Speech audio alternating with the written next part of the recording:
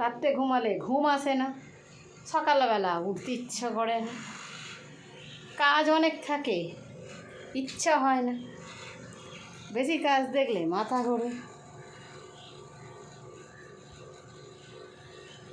মনে হয় দুদিনের জন্যে বাপের বাড়ি চলে যাই।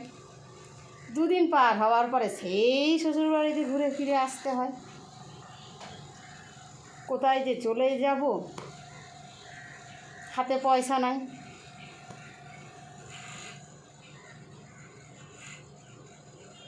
একটু যে ভালো হব, আশেপাশের লোকের টেরা ট্যাপন কথা শুনে ভালো হতে দেয় না, শোধরানোর ইচ্ছা নেই। জীবনটা তো আছে, চালাতে তো চাই, কিন্তু অলসতা কেটে উঠতে পারছি না। আরে মরে আছি না বেঁচে আছি সেটাই বুঝতে পারছি না। জীবনটা